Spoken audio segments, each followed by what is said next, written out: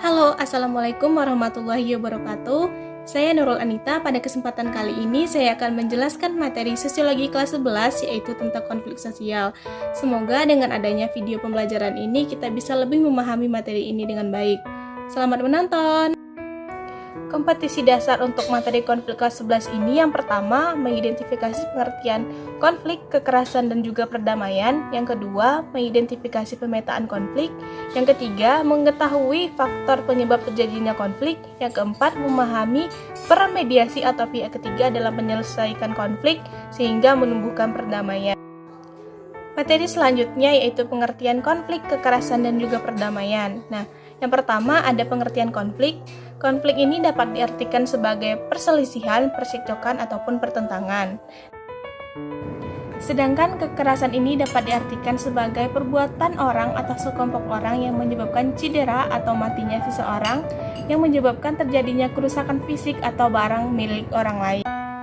Lalu selanjutnya pengertian perdamaian. Perdamaian ini dapat diartikan sebagai dialog antara dua pihak atau lebih dengan bertujuan untuk menemukan pemecahan masalah sehingga terciptanya perdamaian. Selanjutnya pemetaan konflik menurut Simon Fisher. Pemetaan adalah cara untuk menggambarkan konflik secara geografis, yaitu menghubungkan antara pihak yang berkonflik dengan pihak lain. Dua bentuk konflik sosial yang ada di masyarakat. Yang pertama konflik realistis. Konflik realistis ini terjadi akibat kekecewaan individu ataupun kelompok terhadap sistem dan tuntutan yang terdapat di dalam masyarakat. Yang kedua yaitu konflik non realistis, di mana konflik ini bukan berasal dari tujuan-tujuan persaingan ataupun berlawanan, melainkan dari kebutuhan-kebutuhan pihak tertentu untuk meredakan ketegangan. Salah satu contoh konflik realistis yang ada di masyarakat yaitu adanya demonstrasi buruh. Buruh menyalurkan aspirasinya dalam menuntut kenaikan upah melalui demonstrasi ini. Konflik yang terjadi ini merupakan konflik realistis yang terjadi antara buruh dengan perusahaan. Materi yang selanjutnya yaitu pihak-pihak yang berkonflik menurut Sujono Sukanto. Yang pertama ada konflik pribadi, di mana konflik ini terjadi antara dua orang atau lebih karena perbedaan pandangan ataupun sebagainya. Yang kedua yaitu konflik rasial, di mana konflik ini terjadi akibat perbedaan-perbedaan ras seperti ciri badan, kepentingan, dan juga kebudayaan. Yang ketiga yaitu konflik antar kelas-kelas sosial, di mana konflik ini pada umumnya terjadi akibat perbedaan kepentingan. Salah satu contohnya yaitu konflik yang disebabkan oleh perbedaan kepentingan antara buruh dan majikan. Yang keempat yaitu konflik politik, di mana konflik politik ini terjadi akibat perbedaan kepentingan dan juga tujuan-tujuan politik seseorang ataupun kelompok.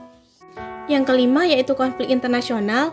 Pada umumnya konflik internasional ini terjadi akibat perbedaan kepentingan yang kemudian berpengaruh kepada kedaulatan negara tersebut.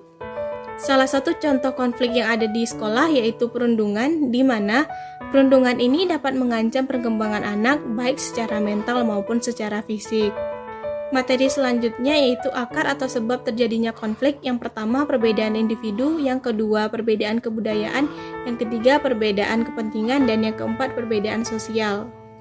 Materi selanjutnya yaitu bentuk-bentuk pengendalian konflik sosial. Yang pertama ada konsiliasi, yang kedua ada mediasi, yang ketiga arbitrasi, dan yang keempat transformasi konflik. Materi yang selanjutnya yaitu peran mediasi atau pihak ketiga dalam menyelesaikan konflik. Salah satu cara untuk menyelesaikan konflik yaitu adanya mediasi. Mediasi ini adalah upaya untuk menyelesaikan konflik dengan melibatkan pihak ketiga yang netral atau yang biasa juga disebut dengan mediator.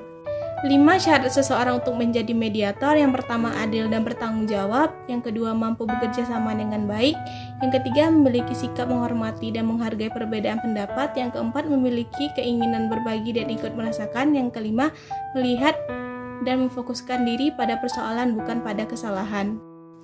Terima kasih sudah menonton video ini sampai akhir. Sampai bertemu di video pembelajaran selanjutnya. Wassalamualaikum warahmatullahi wabarakatuh. Bye.